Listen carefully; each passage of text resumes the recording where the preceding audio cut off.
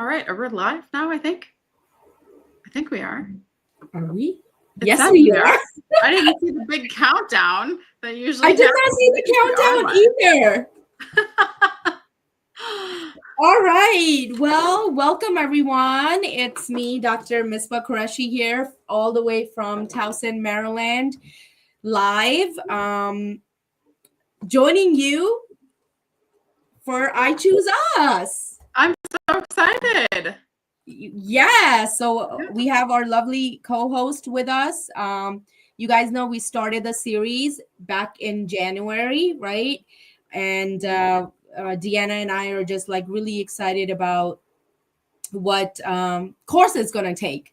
So with that, I do want to highlight a few things very quickly. So first and foremost, it is the holy month of Ramzan specifically. That's how you pronounce it. So I want to wish every Muslim brother and sister out there happy Ramzan. I hope this month is going well for you in terms of, whatever your goals are, what you're hoping to get out of it. Just really reconnecting with your spirituality, with your God, of course, through fasting and prayer, right? And yeah, being able to spend time with your family and loved ones as well, right? So with that, I think we're on day 11, which means that we are 1/3 way through with Ramadan, okay? And with that, I am fasting, guys. So around 7:12, you're going to see me picking at some food because I have been starving all day, okay? So I will try not to make any crunchy noises, but I am going to have to eat if I'm going to continue this till 8 o'clock, okay? So happy Ramadan to everyone. And then I also think another important note I want to make is, me and Deanna, we actually missed our last session last month, unfortunately. So we are going to do a makeup session towards the end of the year, or maybe just randomly in the middle of the year. Unfortunately, I was traveling and then I got really, really, really sick. I got hit with the flu and COVID. So it was a double whammy for me. I was out. So with that, I hope you guys are staying safe. There's a lot of things going on. I hope as the season gets better, the weather's nicer, we kind of move away from flu season, but make sure you guys are wearing masks. Make sure you have your sanitizer. Make sure you're keeping your distance, because these illnesses are real. And I can tell you, it was my first time getting COVID and I did not experience anything like it. So protect yourself. We still have elderly family members, right, that can get ill. So yeah, stay safe out there, guys. Okay. And get your vaccinations. if you haven't. I did not, and this is what happened with me. So with that, Deanna, since I talked, do you want to introduce our topic? Yes. Hey, everybody. Introduce yourself, because we may have people that have not been on here before, don't know us. Yeah. My name is Deanna Pelly. I'm a therapist. I'm coming to you from Minneapolis, Minnesota. I'm a licensed therapist here. I've been in practice for about 8 years. And so Dr. Q and I met at a different event where we were both presenting. I always love to highlight that because it's just like by way of relationship and relationships that we have with the people that you and I came to meet. And then here we are talking I Choose Us, which is all about relationships. And today we're talking about the 4 S's. And we're going to discuss safety, security, support, and stability in relationship. And when we think about relationship and talk about them, I think a lot of people's minds associate very quickly to romantic or partner relationships, and that is true. But this can also be applicable outside of that when you're thinking about friends, family, coworkers, all kinds of things, because there's relationships are happening in many facets in our lives. And so we're going to touch on those 4 things. As always, when we come to you with a live and we're talking about, we're highlighting 4 different topics or 4 different aspects of relationships. This is never all encompassing. We always have a hard time narrowing down what do we talk about, because we talk about even S words in relationships in terms of safety, security, support, and stability. There's a million other words that we could choose from as well. And so it's always hard to narrow down. So this is never all encompassing. It's just, we're always looking to see what we can fit in with the time that we have, which always goes by so fast. Yeah. No, absolutely. I think it's very hard to condense it, right? Yet I also think we collaborate and think about the things that we think are the most critical and important. And with those, what ends up happening is that some of the other words that don't necessarily make the list, right, our list, they're integrated in it, right? It's not like they're like a foreign concept. They're just intertwined into the things that we're already talking about, because there's always room for growth, right? There's always room for positive qualities, positive traits, any adjective that you can think of, right, will only enhance your relationships, right? So it's not end all be all. It's more from our clinical experience in doing this relational trauma work, right? And what has shown up over and over again in terms of not only what's problematic, but also the things that are needed in healthy relationships, right? So if you remember, we did I Choose Me series last year, right? So this is I Choose Us. What does that mean? And why did we come up with that, right? Because me and Deanna realized, and you all know this because we're all humans, we come into this world alone, we leave alone, yet we can't live alone. Our entire basis of humanity is based on relationships, right? And unfortunately, there's a lot of trauma that happens in relationships. There's a lot of trauma that happens in life, which impacts relationship, which impacts individuals in how they show up in relationships. And one of the best ways, the most effective method of healing from relational trauma is creating healthy relationships, right? The parts that are hurt, right, are wounded parts. We can heal them by creating positive interaction, surrounding ourselves with people that pour into us, right? Creating a sense of community, etc. So that's what we're really going to focus on today, is we are going to talk about the blueprint of a healthy relationship.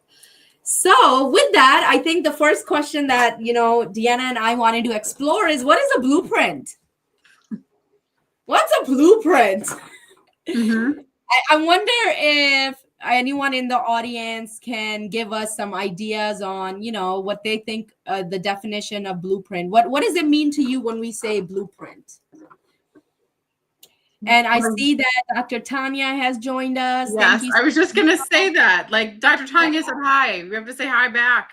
She's the whole reason we know each other. She is. And Damien, obviously. And then actually my brother's online today too. So thanks for joining, Simav. I'm hoping you take something from this. We both will be able to use this. Okay, so blueprint. Anybody? Give us some ideas. What is a blueprint to you? Okay. Well, people are thinking, I have to say, when I think about blueprint, I'm going to tell you the image that comes to my mind. As funny as this is, it's what my mind associates to is in the movie Titanic. When the ship hits the iceberg, there's a scene where like one of the, I don't remember even who the character is like poring over Titanic blueprints. And that's what I always think of. Because I just remember, I think when I saw that movie the first time, being shocked at how detailed they were, even though it's obviously a fictional adaptation, but like how detailed these blueprints were. It was fascinating to me at the time. And when you say blueprints, that's the image that comes to my mind right away. Yeah. Well, I mean, a blueprint is detailed, right? It's detailed. It's a map. It's a guideline, right? Mm-hmm. What comes to my mind when I think about blueprint is actually crime scenes and like investigations.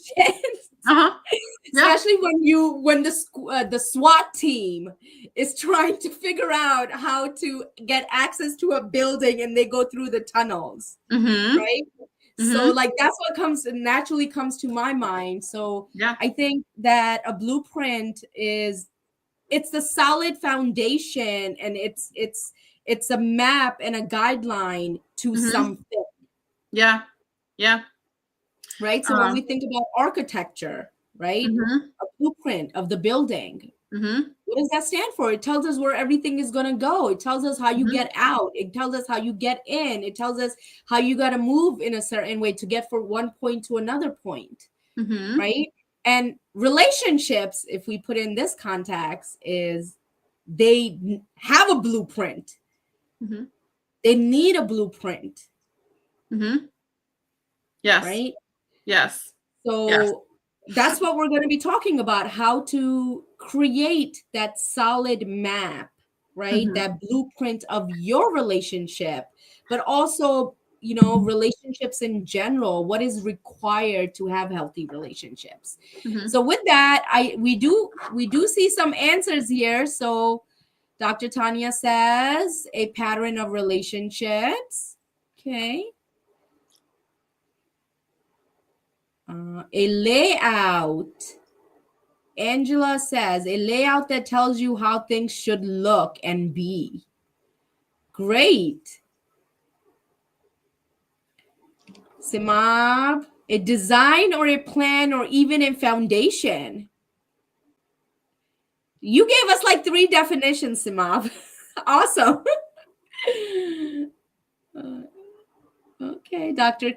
Tanya, it looks like you may have a question right here. Who creates the blueprint? Do we bring the blueprint with us from our past?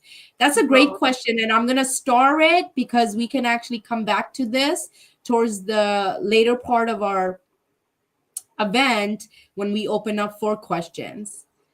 Okay, thank you so much for joining us, Sierra. So Sierra right here says, maybe an adaptable plan of what works for both people in the relationship is structure and bones. That is a very detailed answer and a very good one. All right. So awesome answers, guys. And each and every one of these answers is correct, right? It's the foundation. It's what we create and co-create. It is a guide, a map of how to get to where we want to be in the relationship as well.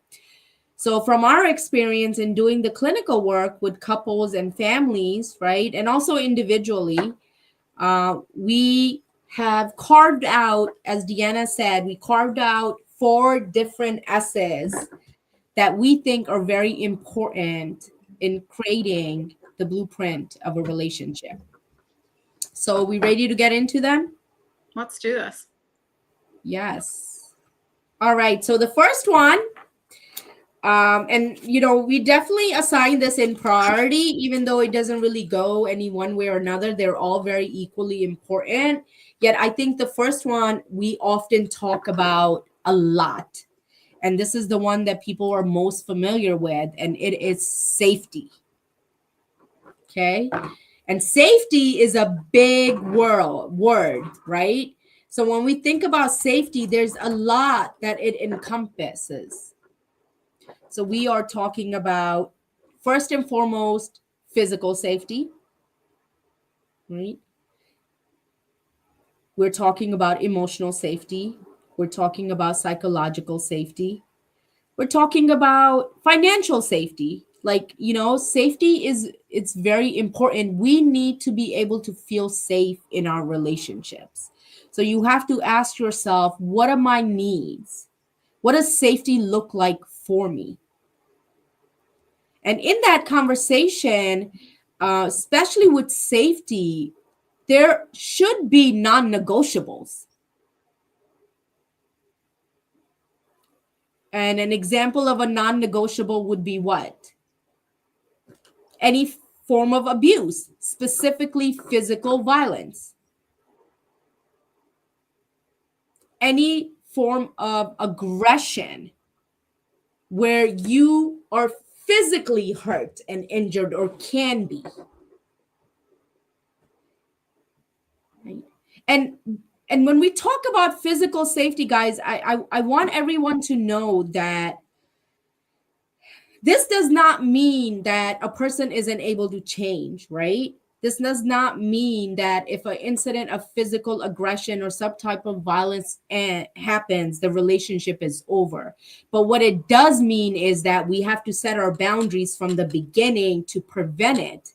And then if it happens, how do we continue to honor ourselves, right? And get the help we need to make sure it never happens in the relationship again.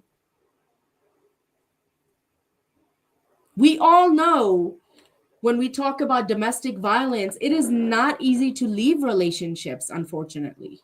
There's so many variables that come to place, right? Yet we have to feel safe, and there has to be some form of agreement that, like, hey, hands off. That is not okay. That is not allowed. That is a non-negotiable. No ifs, ands, or buts. And then we move on to emotional safety, psychological safety. And what we're really talking about here is verbal abuse, emotional abuse, right? We're talking about vulnerability. We're talking about being able to open up and know that your relationships operate from a place of non-judgment, being able to share things authentically, be able to be ourselves. Right? We know that our secrets or our sensitive information that we have disclosed in our relationships are going to be kept confidential. Right? I mean, there's so many different layers of emotional and psychological safety, right? So, and Deanna, last session we talked about emotional currency, right? So why don't you chime in here and talk a little bit more about this aspects of safety as well? I think when it comes to emotional currency, like there's just an emotional currency that runs in relationship. We're emotional beings, and that is really part of what makes life so rich.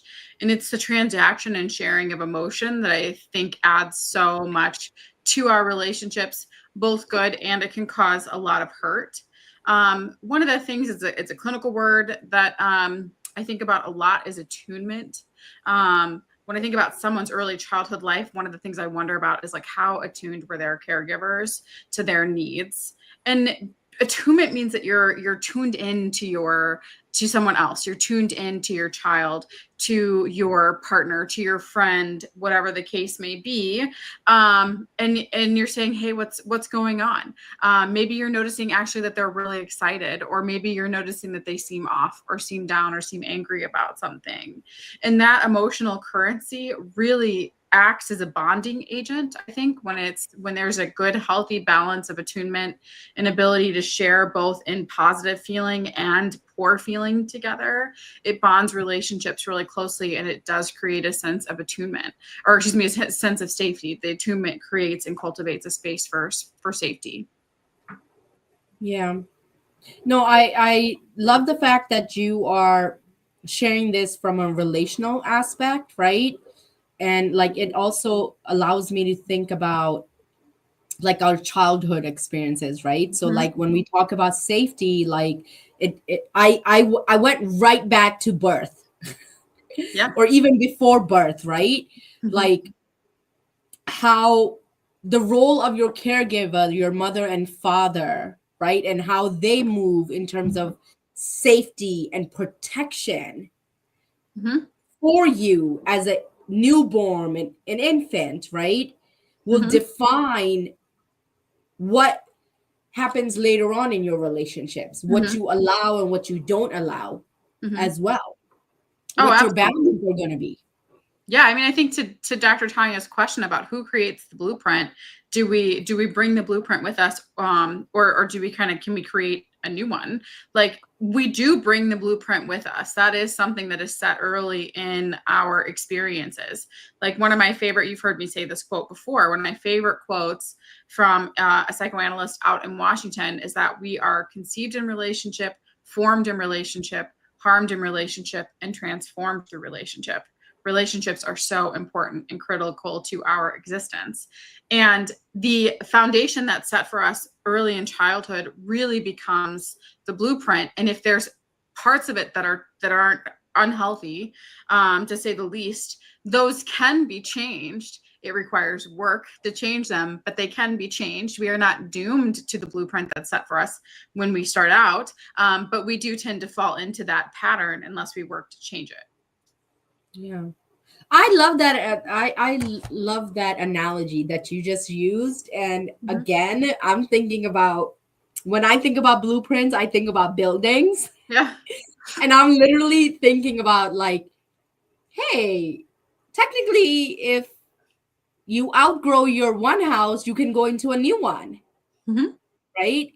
Or when people build their homes from bottom up, right? They're literally creating it the way that they want it. Yeah. People flee from their homes too. They leave their communities. Yes, they do. So, and I think all of those things can happen in relationships and should. Yet, by the time we figure out what's healthy and unhealthy, we've already become creatures of habit. We've already developed a personality that it's somewhat solid, right? We've already have defined our self-esteem and our identity. So there's a lot of unpacking work and healing work that needs to be done, because there's so much that has happened. And by the time you realize, I'm like, this is not working. There's a lot of work to be done, not to mention in that, there's other people involved in it. So it's not that easy, because you're like the only one trying to change, right? Like, you're trying to break down a wall by yourself. It's going to be harder. Yeah. I think that's one of the most empowering things about healing, though. I think about healing a lot, just like, what does it mean? What are we doing with it? You know, there's so many different attitudes and ideas towards healing.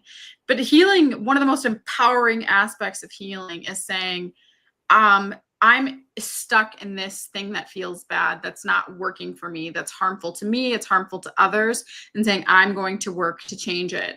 And I think change looks a lot like building a muscle at the gym. And I use this analogy a lot in a clinical setting, which is like, you cannot just walk into the gym having never lifted weights and be able to bench press 100 pounds. That is unrealistic. And when you go in, you start at whatever weight you start at, but we don't go from, 15 pounds one day to 20 pounds the next day and to 25 pounds a day after that. Like, it takes time. It's hard work to build a muscle. There's some days that you can't lift as much as you did the day before, but you're still working towards building the muscle. You're still working towards getting out of it. And changing our blueprint is like growing a new muscle. When we say, you know what, this isn't working for me, I want something new, and we make it happen. And it's so empowering to be able to do that when you see something that's not working for you and not working for those in your life that you love. Yeah, it's change is so powerful. Yeah, so powerful, especially when it's transformative. Right? And I know, for me as a therapist, when I see progress, I get so excited. I do the happy dance in my head. Literally, I'm like my my client's biggest cheerleader. I'm like, hey, I see you. Even as recent as today, I literally told a mom today who's doing individual work with us that her daughters are so lucky and blessed to have her.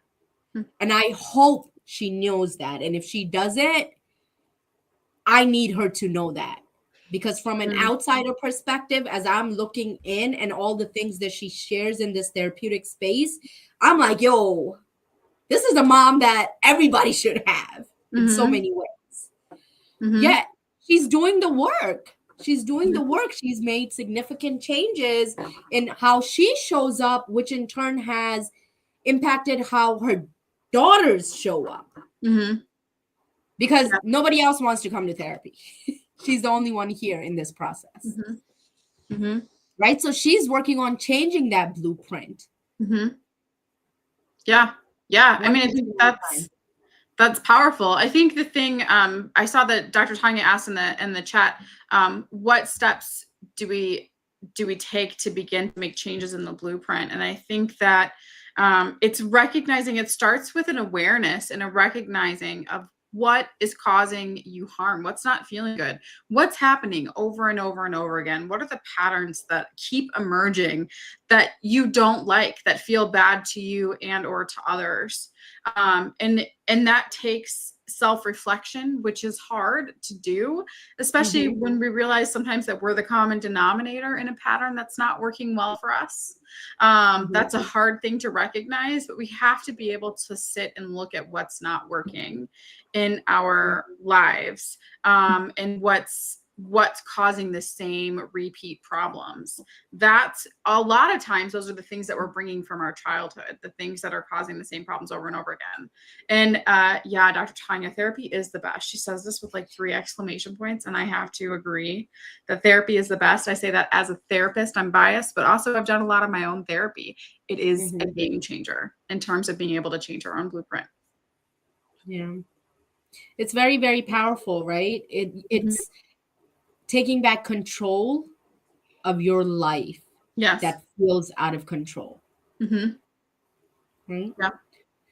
So, I mean, again, we can keep going and going and going and just talk about safety, right? But we have 3 other things we want to talk about, right? So go ahead, Deanna, hit us with the second one. And and with that, thank you so much, Dr. Saher, for joining us from Pakistan, and Ramzan Mubarak. So happy to see you here. We're always happy to have people that are here with us. We really appreciate it.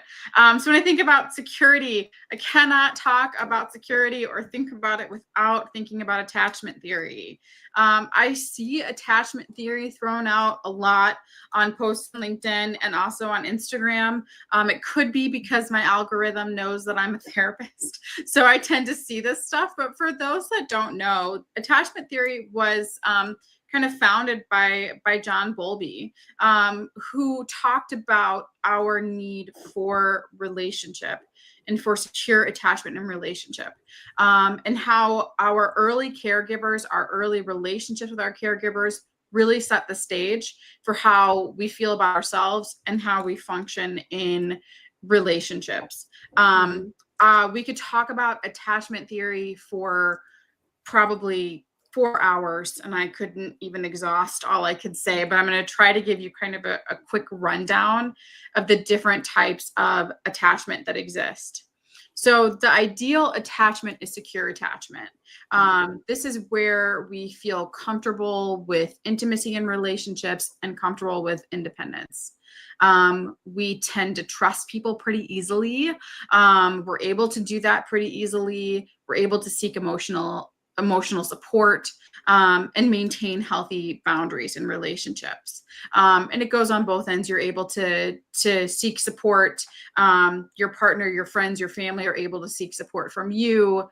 We're able to lean on each other and then also be independent. And the independence doesn't sacrifice or threaten the relationship. You just know that the other person's going to be there. And that's what we all want, and that's ideal. I haven't met a lot of people that actually had like pretty perfectly secure attachment in their upbringing. I just haven't come across that. So other attachment is anxious attachment, also sometimes called preoccupied. And what happens here is that we crave a lot of closeness in the relationship, but we also fear being abandoned. And so it can come across and look very clingy or very over dependent in relationships, maybe needing a lot of reassurance. And what can happen here is that in relationships, our self-worth becomes tied to the relationship, becomes tied to the other person kind of giving us a sense of self-worth. And in secure attached relationship, the person generally knows their self-worth apart from the relationship. They also probably get a validation and other things from a relationship, but they're confident in who they are outside of it. Mm-hmm. Avoidant attachment. These are people who really struggle with intimacy, are highly self-sufficient, rely heavily on themselves, and have a hard time leaning in and asking for help or leaning on their partner. They have a tendency to seem pretty distant or minimize emotions. This happens a lot. People who are hyper independent tend to be a little bit more avoidant in their attachment. And then there's disorganized attachment, fearful avoidant. This is a person who's probably really conflicted in relationships. They want to be close so badly. And as soon as they start to feel that closeness, have this tendency or this desire to immediately back off because it feels like a threat. This comes from a history of very unstable caregiving in childhood, very unstable, a lot of abuse, a lot of neglect can lend this self towards this type of attachment style. And so I think, again, attachment styles are so important to highlight in it when we're thinking about security in relationships, because we want secure attachment. The most hopeful thing that I can say about attachment styles, if you're listening to that and you're realizing that maybe you have tendencies towards being anxious or avoidant or disorganized in your attachment, is that can change. You are not doomed to be that way all the time in relationships. It can change. And I'm coming to you as someone who has a tendency to be a lot more avoidant in my own attachment style. That is my tendency, is to lean towards avoidance, and to be very independent, very self-sufficient. And I can tell you that you, because I've done, again, a lot of my own therapy and a lot of my own growth. So like if I take my relationship with my sister, I have a very secure attachment with her, and I'm able to lean on her and allow her to care for me. I'm also able to do that with my partner. I'm able to ask him for help and to lean on him and say, hey, you know what? We actually just had a conversation recently where I was kind of had a week where I was just struggling, and I was able to say, you know what? I'm having a hard time this week. And he's the one that said to me, you can ask me for a hug. You can ask me for these things. And that helps me to hear that, as someone who, again, I kind of default towards that kind of avoidant attachment.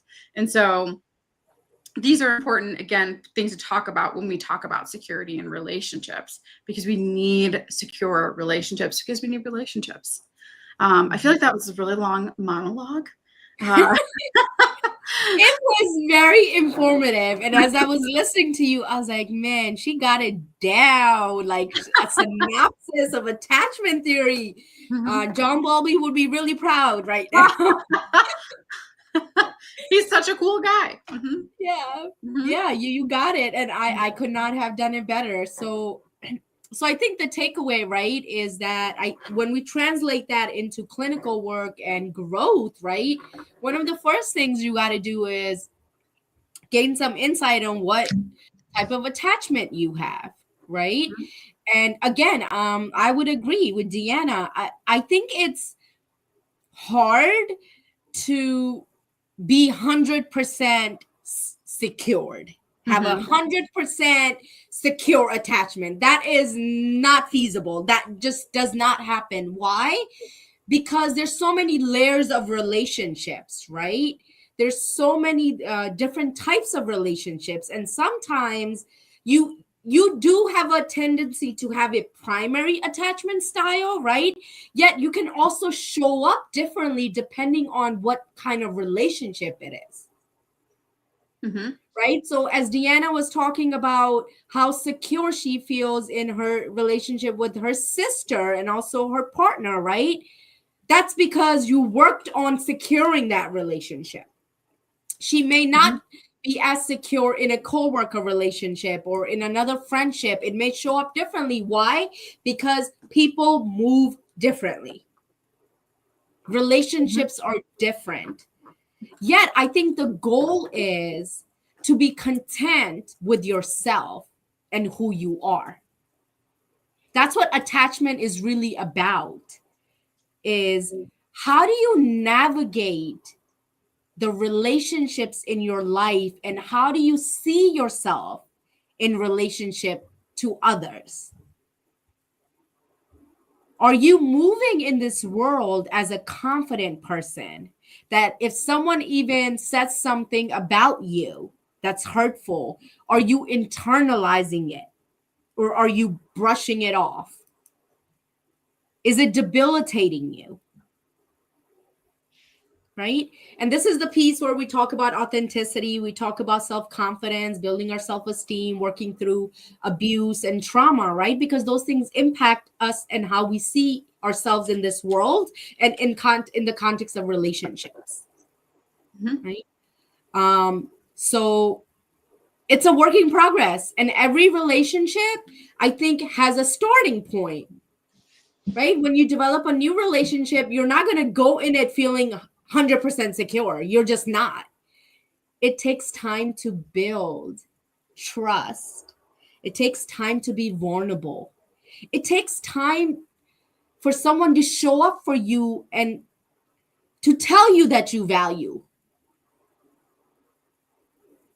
To find that security in relationships, you need time. Right?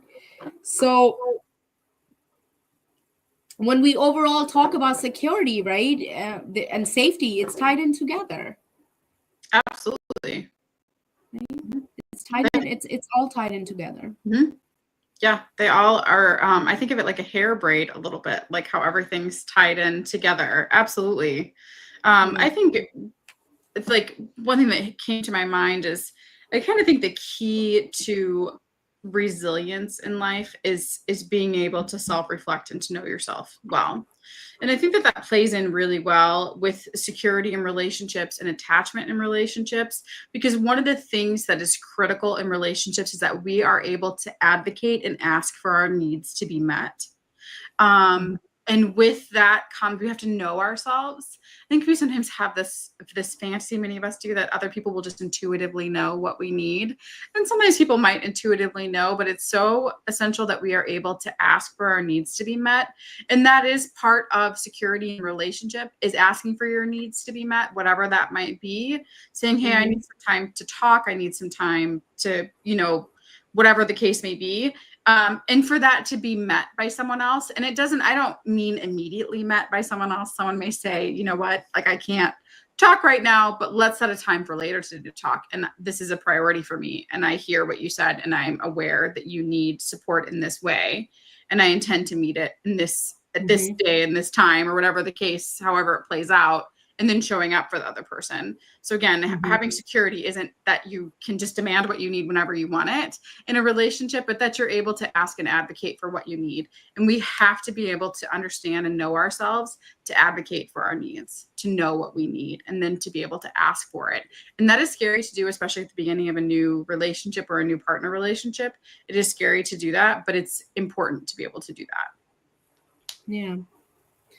Absolutely. I think that I don't think we're taught to ask for what we need, because sometimes we don't even know what we need. We don't have the language for it. We do not. I actually think this is a failure that comes out of childhood for many of us. I think as children, we're often told how we should be, how we should think, how we should feel, whatever the case is, that we aren't taught as kids how to think about what we need or how to think about how we're feeling, even whether it's a physical feeling in terms of hunger cues, or like, does something in your body not feel right? And certainly not able to think about emotions and like our emotional needs. Because I think that during childhood, many of us are quote unquote bad feelings like anger, jealousy, sadness were shut down. We were told not to feel that way. Yeah. And so then we weren't able to understand what we need. And that makes it then hard as an adult to be able to reflect and advocate for our needs. Yeah, and I mean, it's all about finding our voice, right? Mm-hmm. The work that we do in therapy as healers, it's ultimately at the end of the day, it leads to finding our voice, Mm-hmm. finding ourselves. Who are we? Yes. Right? And making changes Mm-hmm. In a way where our wounded parts or the parts that we don't like about ourselves, we're changing them. Mm-hmm. Mm-hmm. Right? So I think you're absolutely right. I think that we're not taught to have a voice, and and we also have to recognize gender dynamics in all of this, cultural dynamics. Yes. Right? Mm-hmm. And I would be the first one to say it. Like, as a Muslim woman, I had to find my voice. It was very hard to find my voice. Yeah. Very hard. Mm-hmm. And even till today, sometimes I get messages that I say too much or I'm too bold. And I'm like, well, this is what you get. I ain't saying nothing wrong. It's the truth. Mm-hmm. Nobody wants to talk about the elephant in the room, so I'm just gonna go ahead and name it and say it's like right there. Yes. You see it, and it is what it is, right? But there was a point in my life where I would question myself, and I would be like, man, I should have said that. Like, why did I say so much? Mm-hmm. Worried about the world and what they would think of me. But I think as you develop that security in yourself and who you are, all those voices that we have in our head just become very, very small, and it's your own voice that becomes big, which is the positive voice that we create for people. Mm-hmm. Yes. So with that, I think we can move on to support, which is number 3. And I'm not going to say too much about support. I think it's pretty simple in the sense that we all know support looks very different for different people. And it is one of the main things that a relationship needs for it to be sustainable. You have to keep showing up. And if we talk about the blueprint, right? What I often see, especially in couples, is that people are showing up and they're supporting each other in a lot of tangible ways. And what that means is they're paying the bills, they're waking the kids up, sending them to school, they're picking them up, they're making their doctor's appointments, they're going to work, they're driving people around, they're showing up for family events, right? That is support. We all need it. Yet the piece that's really missing in that support is like the emotional connection, the intellectual conversations, right? It may also be being able to validate and appreciate. Right? It's the intangible things that I think are missing in relationships that make people distance. I think all the operational day-to-day stuff, we all do very well. In fact, we have a routine and we stick to it. Right? It's like riding that bicycle. You keep pushing and pushing. Yeah. Yet we need more in that blueprint. And that's where, emotional support comes in. How do you show up for your partner and your loved ones? I think it's like, can I interject there? Like taking an interest in someone. Do you know how like that's so, like one of the things that I think is so beautiful that parents do is when they get to know their child, they don't try to make their child who they want their child to be, but they get to know their child and join their child in their child's interests. Like that's so taking an interest in someone else, or you can do this with your partner or with a friend, is taking an interest, even if it's not your interest. But there's something so supportive about someone wanting to step into your world. and learn about it, even if they aren't doing the same things as you. There's a beautiful support in that. Yeah. I have an example to share. It literally happened the other day. One of my amazing couples was sharing it. And again, I'm just going to just highlight it because it's a really example to piggyback off of what you're saying, right? And being interested in someone else's life. And it's about making their life easier. Mm-hmm. So recently, I had a couple who was talking about how one partner, despite all the things she had to do on Monday for work that was very hectic, went with her partner to her brother's house who was recently diagnosed with an illness. Mm-hmm. And spent all day Sunday there, despite all the work this partner had to do on Monday. Mm-hmm. And actually woke up at 2-3 a.m. to prepare for that work. But on Sunday, that partner showed up and traveled a few hours to be there for their partner. That is what the support that I'm talking about. Mm-hmm. How do you emotionally show up for someone? How do you show care for the things that they care about? Right? Because the operational stuff is the easy stuff. Cooking dinner, washing the dishes. It's not easy. People actually have legit issues around it. But I think it's the straightforward stuff to me. Mm-hmm. Right? Yeah. Okay. So with that, we have one more ask that we want to talk about, but because we're doing good on time, It looks like we have some questions, and we have Simab advocating for Jay. So thank you, Jay, for joining us. So it looks like you have a question that we should kind of tackle. Okay, so Jay is asking, is it okay to ask for help when you feel something is not right or there is something going on in your life? You want to take that, Deanna? Yeah, I actually read this as just a statement from Jay that he's saying it is okay to ask for help when you feel like something is not right or something's going on in our life. And it absolutely is okay to ask for help. It is hard to ask for help.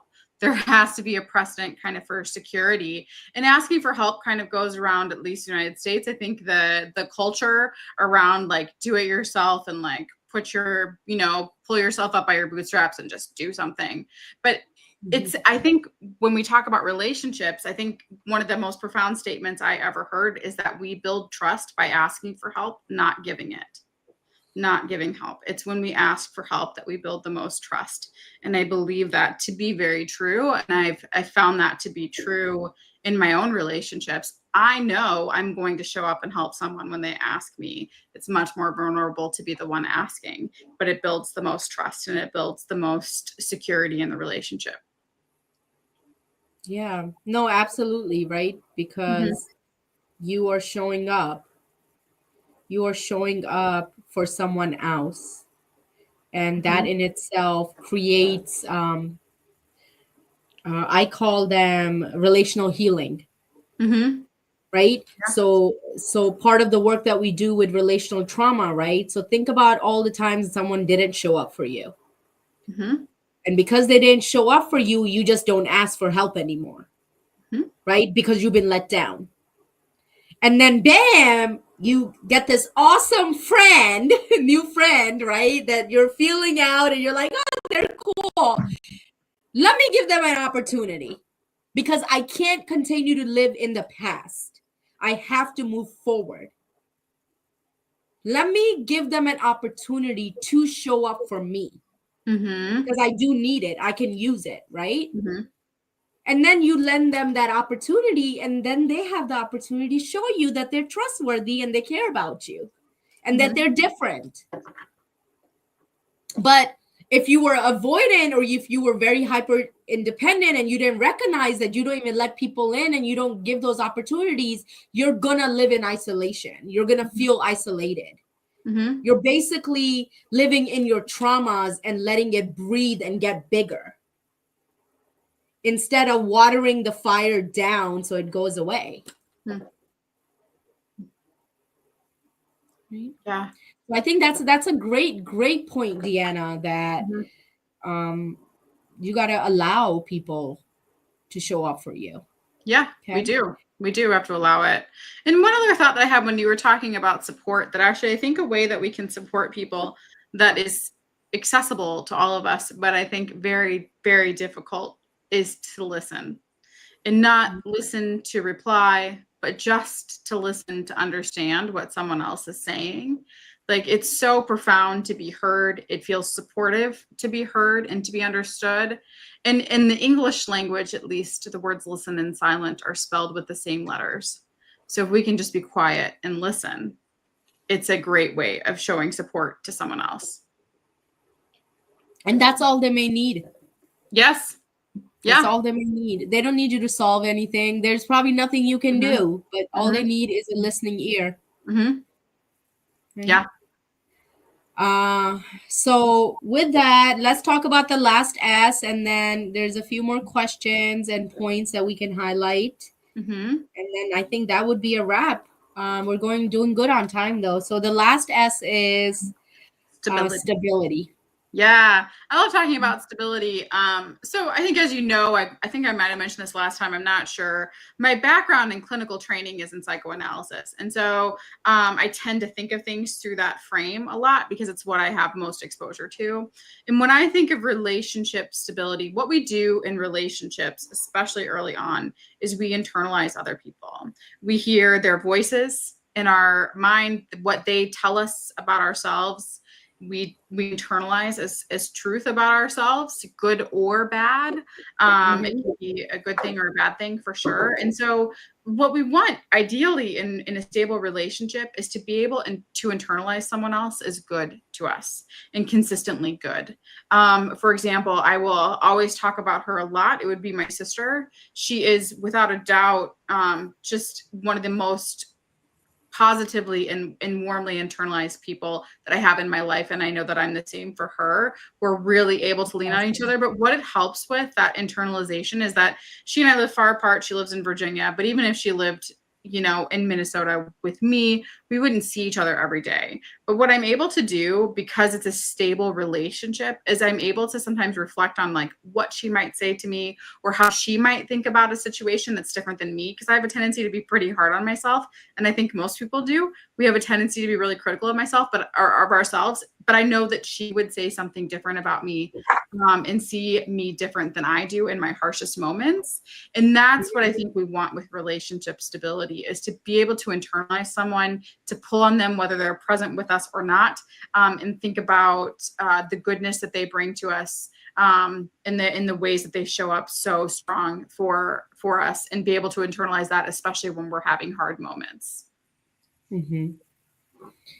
I mean, I love hearing about you and your sister, and it's very clear that you guys have a really amazing blueprint of your relationship, right? Mm-hmm. You're checking off all the boxes of what we're talking about, and with that, it reminds me of something that I often say to my clients: is I wish you could see yourself through my eyes. And when we have loved ones that are pouring into us, showing up for us, and these are healthy relationships, right? The way that they see us is just different. So part of what you're describing here is that when your sister is not there even physically, or you don't have access to her over the phone, and you need to work through some thoughts that you have going on in your head, your sister's voice guides you. Yeah. Right? Because you have an idea now how she sees you. So you're able to see yourself in those moments of doubt through her eyes. Yes. Right? And of course, I think with that, when we're working with trauma and abuse, right? It's the opposite too, right? You're seeing yourself through other people's eyes. So we're doing the work on the other side, which is those are not the people who you want envisioning yourself, right? Right. So it's the other way around.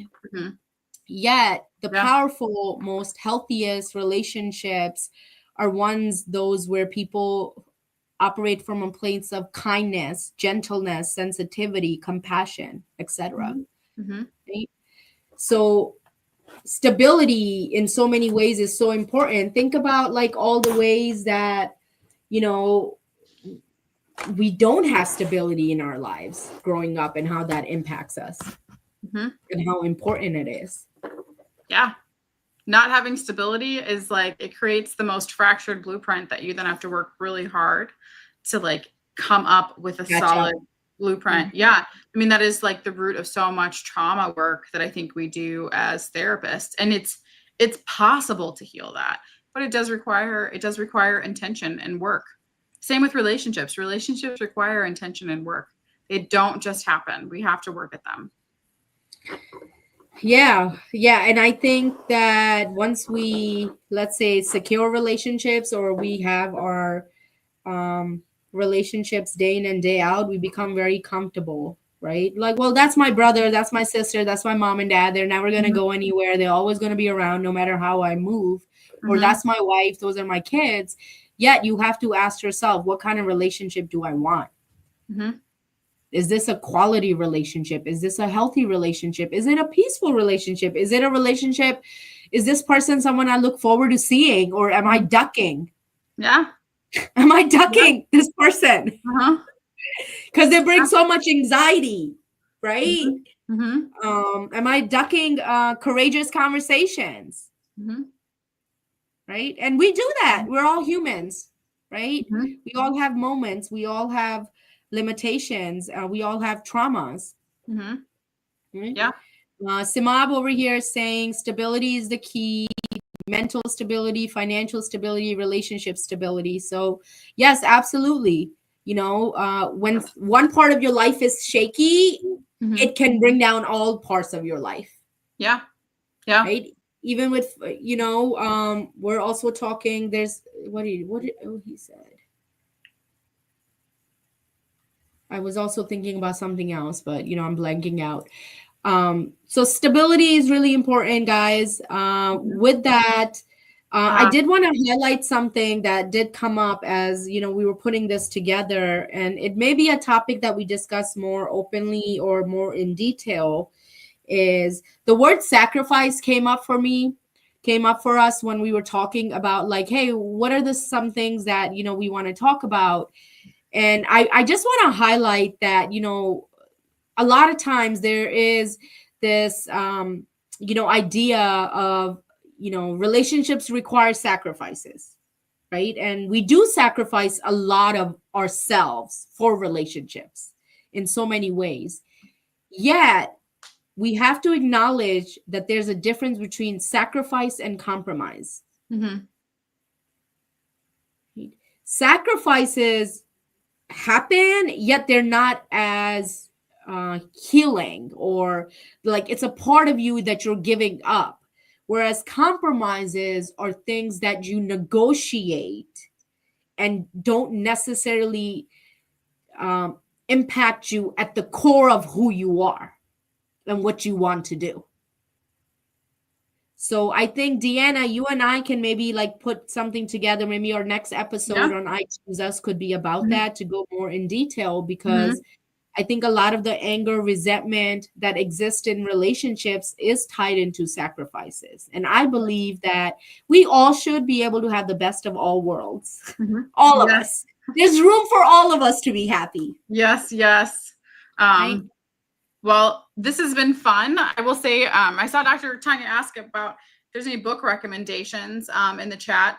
I have one that I would recommend, which would be Emotional Inheritance by Gayle Atlas, where the way she highlights relationships is really, really powerful in that book. So that would be one that I would highlight. Do you have any books that come to your mind? Specifically around attachment? Or relationships, I think. Well, recently I've been using a lot, especially with couples work. I've been using Fight Right by Gottman. Right. So if anybody's familiar with the Gottman Institute, it's a couples psychologist. They've been doing a lot of couples work. So they just published their first book, Fight Right. Of course, Dr. Tanya has her own book about parenting. That talks about these things too, right? So you can check that out on Amazon. And then you and I will be coming out with a book, right? We're putting all this in a book. Indeed, yes. Someday we'll have a book to recommend when we chat. Yeah, we would. We'll be going on our book tour together. That's right. And then we can say like, hey, we have the S's down in our relationship. Yes.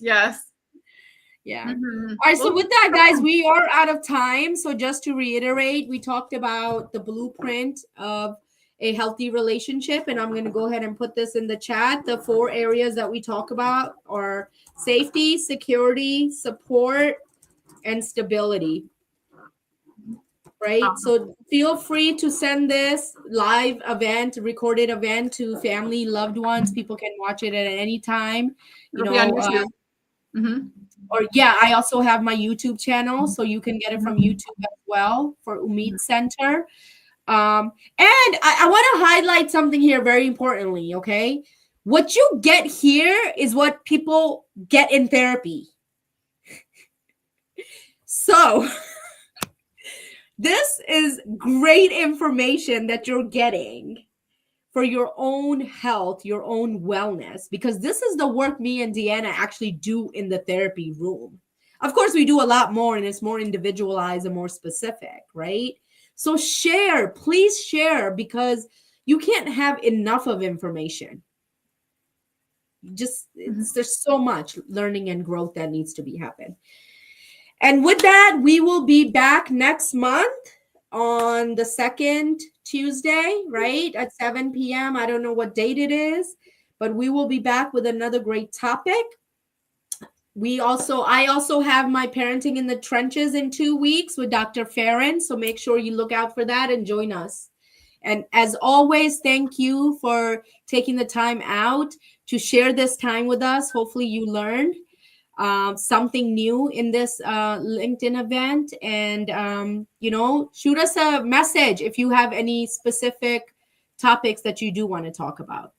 Okay, so with that is it for me. Deanna, any last minute things for you? Thank you everyone for coming. We're always happy to have you here. We really appreciate the comments, so thank you for supporting us. Absolutely. Take care, guys, and see you next month. Bye-bye.